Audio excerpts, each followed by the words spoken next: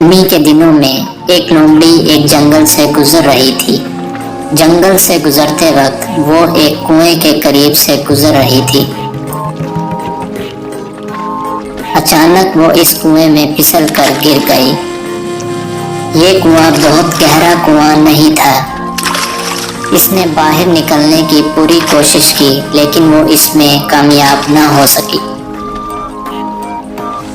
इसी वक्त एक प्यासी बकरी कुएं के पास से गुजर रही थी और उसने देखा कि लोमड़ी कुएं में मौजूद है। इसने लोमड़ी से पूछा कि वो वहां क्या कर रही है।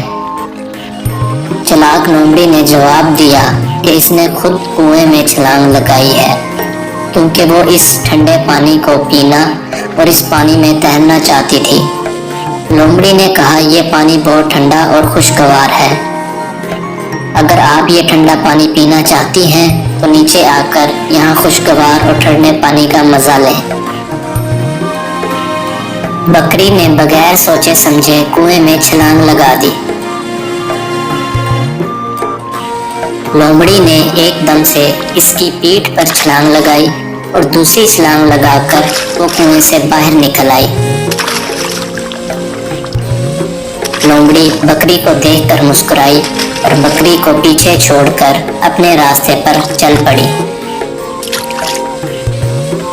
नतीजा, कूद जाने से पहले देखो।